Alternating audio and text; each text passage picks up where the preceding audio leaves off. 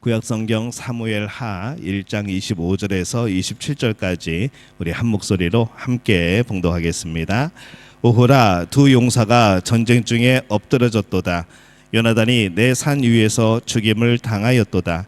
내 형 요나단이여, 내가 그대를 애통함은 그대는 내게 심히 아름다움이라.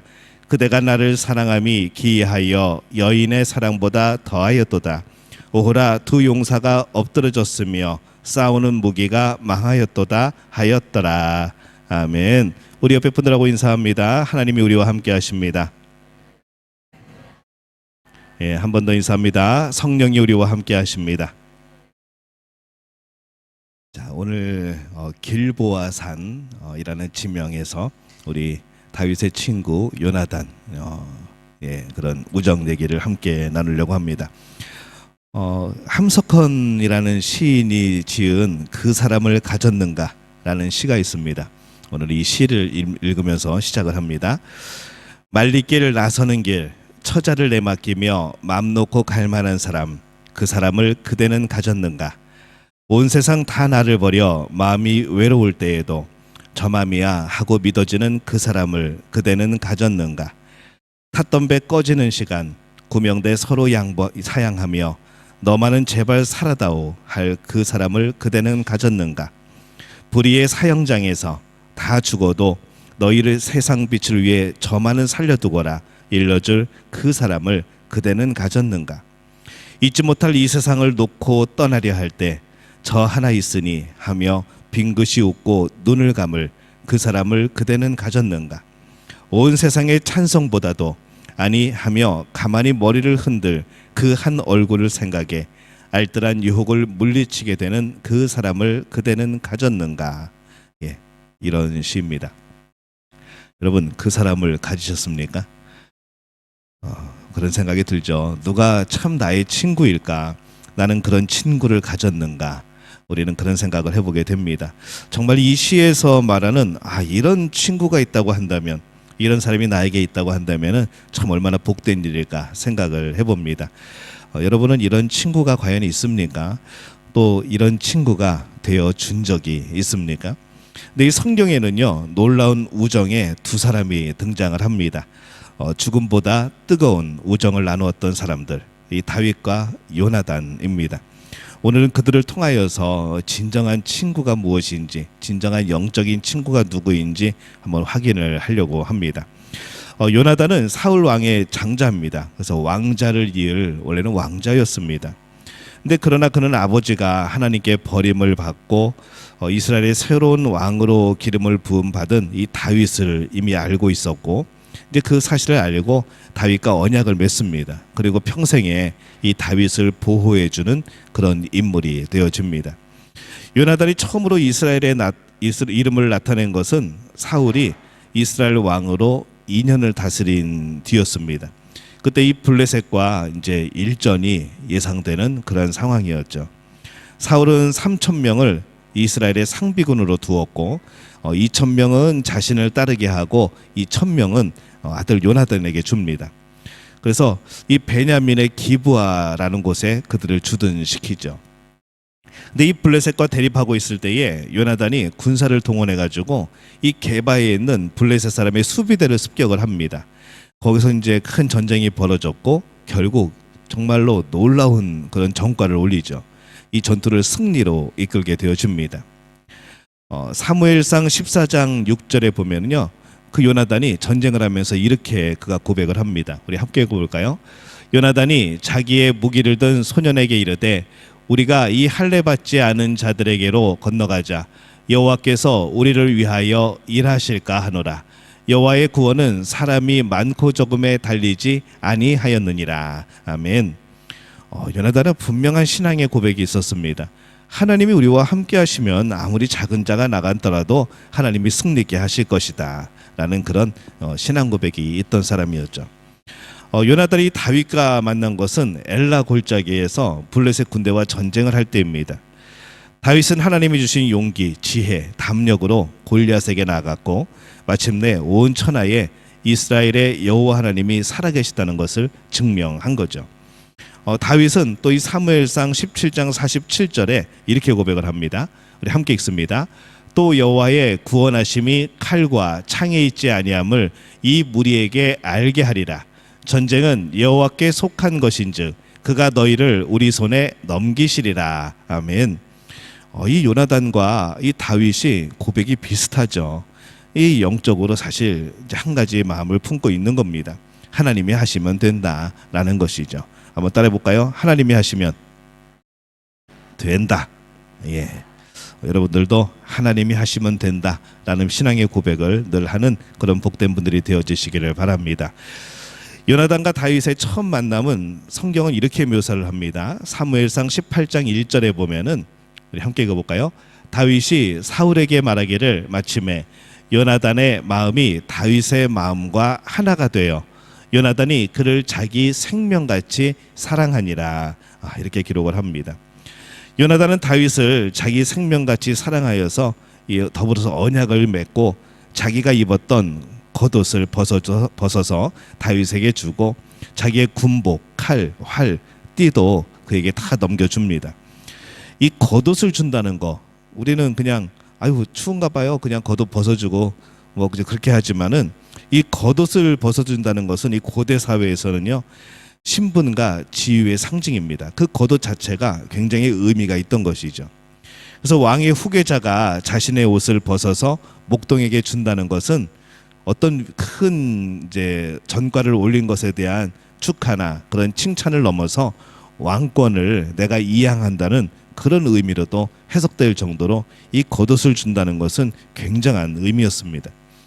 이 왕자 요나단 그리고 이 목동 다윗은 서로 다른 지위 또 다른 출신에 있던 사람이었지만은 이 하나님을 향한 믿음 또 백성을 사랑하는 마음이 서로 통하여서 하나가 되었던 것이죠. 우정이 깊어감에 따라서 서로 평등한 관계로 영적인 그런 우정 또 교류를 주고받는 그런 사이가 되어진 겁니다. 요나단은 다윗에게 말합니다. 내 마음의 소원이 무엇이든지 너를 위하여 그것을 이루어 주겠다. 이렇게 약속을 하죠. 그 이후에 이 요나단은 다윗을 보호하는 하나님의 사자 같은 그런 역할을 합니다. 그때 사람들이 뭐라고 그랬냐면은 사울이 죽인 자는 천천히요 다윗은 만만이로다. 이렇게 이제 노래를 부르고 다녔죠. 이렇게 이스라엘 여인들이 노랫소리를 듣고 시기심과 의심에 사로잡힌 이 사울이 호시탐탐 다윗을 죽이려고 합니다. 그냥 가만히 잘 있다가 창을 던져가지고 다윗을 죽이려고 그러고 또 그때마다 하나님이 보호하셔서 다윗이 피하고 또 이 사울이 다윗을 죽이기 위해서 막 이야기할 때에도 요나단은 다윗의 편을 들어주고 변호해 주기도 하고 또 구명해 주기도 한 거죠. 그러다 보니까 이 요나단도 한때는 적이 되어서 막 사울의 증오가 막 극에 달할 때는 그 창끝이 요나단을 향하기도 했습니다. 그래서 이 요나단은 사울이 다윗을 죽이기로 결심한 것을 알고 금식하고 슬퍼하기까지 합니다. 결국 아버지의 그 본심을 알아챈 요나단이 다윗을 피신시키면서 이제 이별을 하게 되어지죠. 자, 그림을 보겠습니다. 이 장면을 그린 그림이 있는데 우리 다윗과 요나단의 이별이라는 그런 그림입니다. 1642년 렘브란트가 이제 그린 그림이죠. 이제는 어느 정도 보시면 누가 그린 건지 대충 짐작이 되시죠?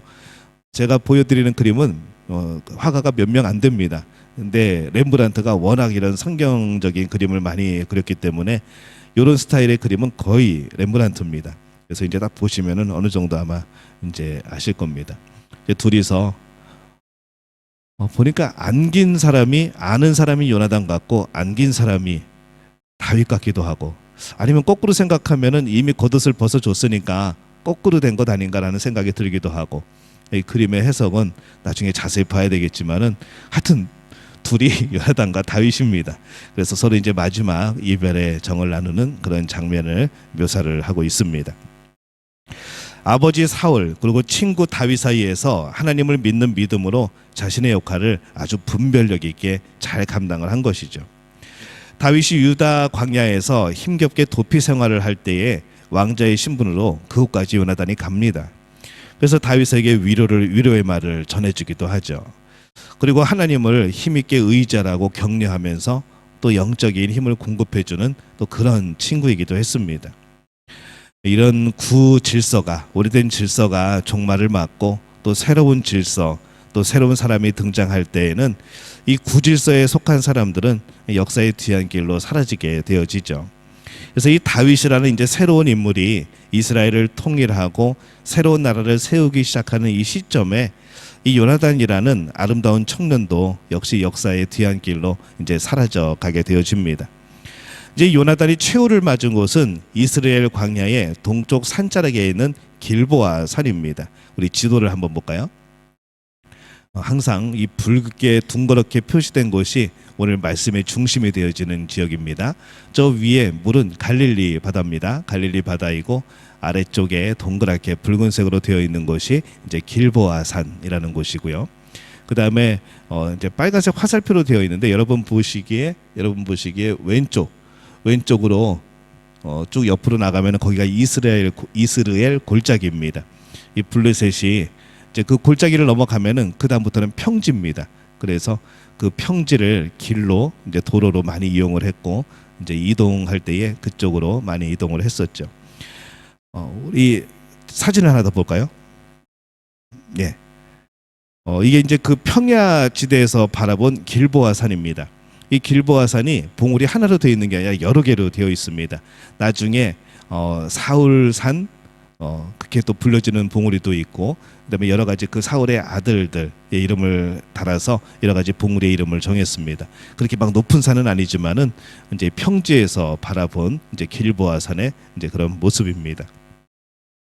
나중에 이제 여기서 이제 나중에 사울이 죽게 되어지는데, 그래서 이제 사울산이라고 불려지는 그곳이 생겨났고, 근데 사람들은 또 그것을 뭐라고 부르는가 하면 저주의 산이라고 그렇게 또 부르기도 합니다. 이제 아랍 사람들이 나중에 그렇게 부르게 되어지죠. 이 산에는 그 사울이 죽은 그 산에는 이렇게 보면은 약간 척박한 데가 있습니다. 거기가 이제 사울산입니다. 저 산 봉우리들 중에 나무가 없고 이렇게 돌로 쌓여진 척박한 땅, 거기가 이제 사울산, 저주의 산이라고 그렇게 또 불러지게 되어집니다. 그러니까 길보아 산 전체에 그 안에 여러 개의 봉우리가 있는 것이죠.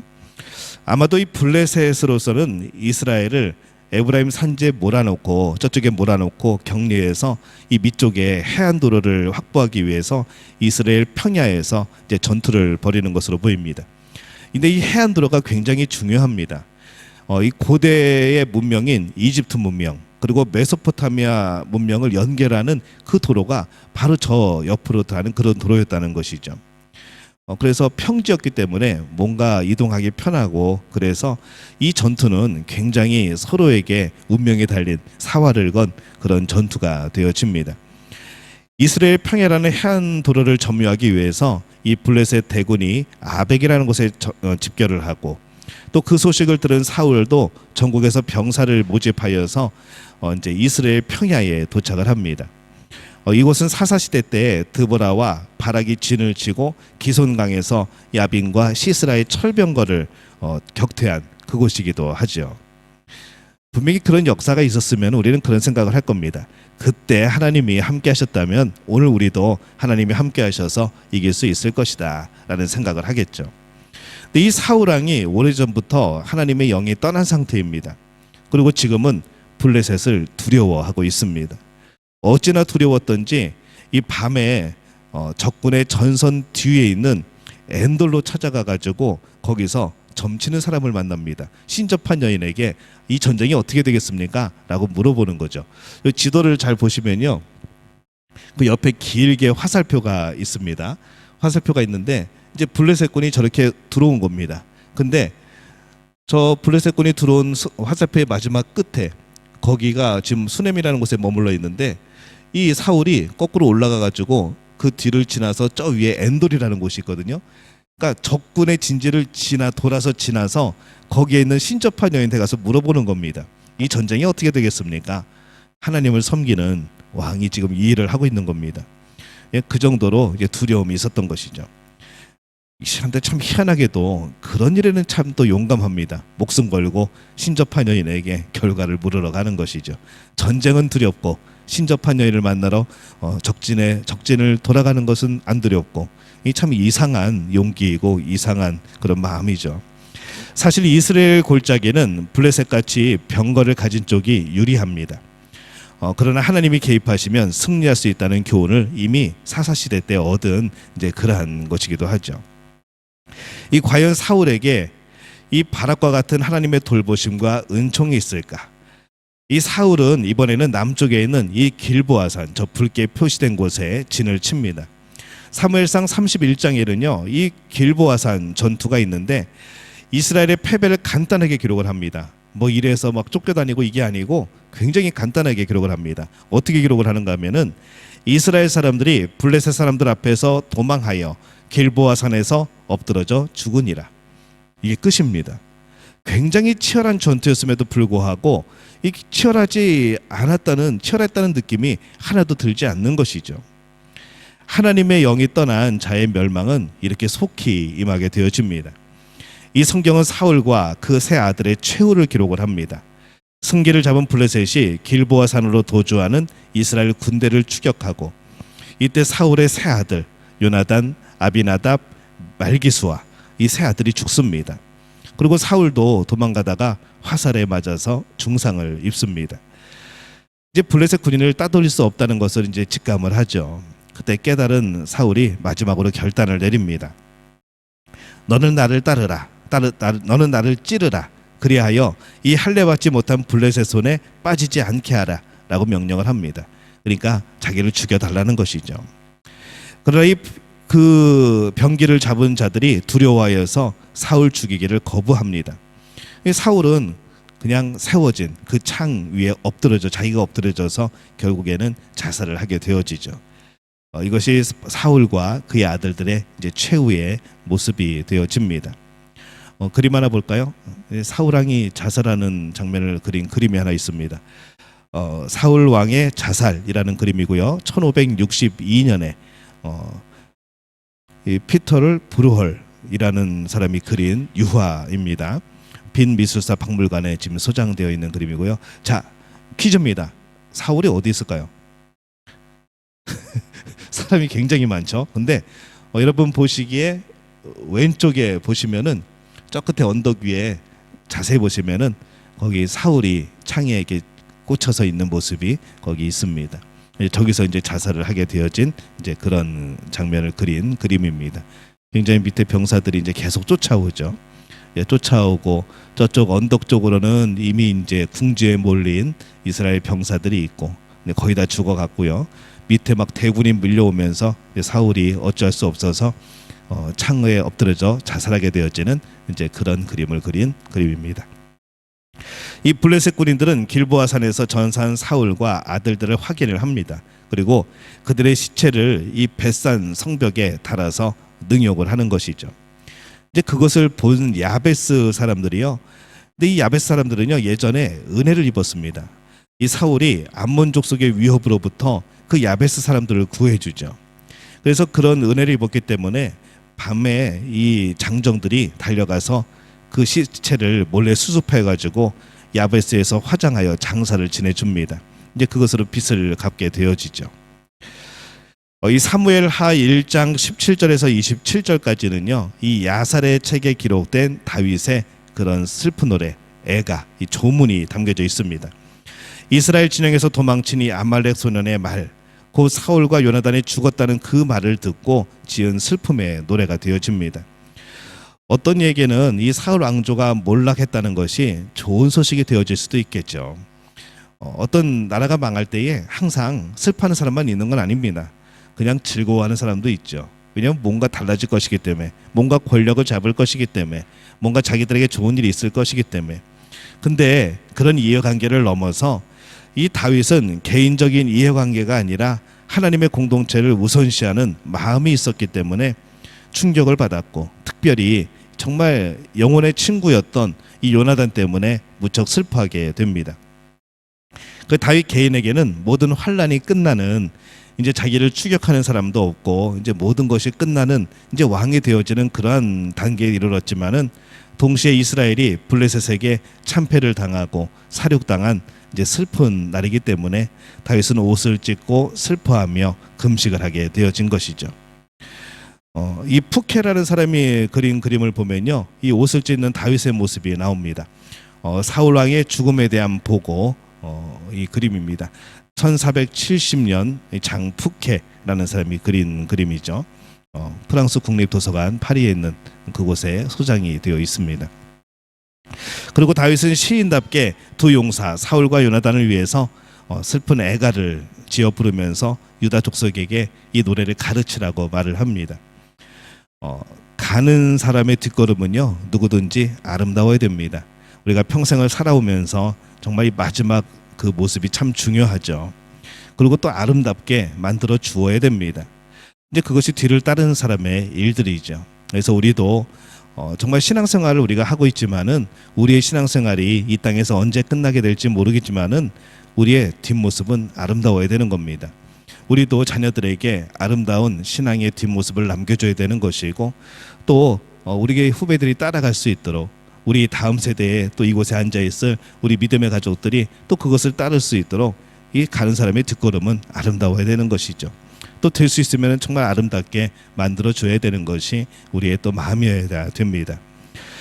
사울은 다윗을 혐오하고 추격하고 죽이려고 합니다. 사울이 지배하는 세상에서 다윗은 위험하였고 또 역경이 있었고 늘 광야에 있었고 외로웠고 상실을 경험한 것이죠. 근데 이 다윗에게 중요한 것은 사울이 하나님의 기름 부으심을 받았다는 겁니다. 그 사실이 다윗에게는 가장 중요한 거였죠.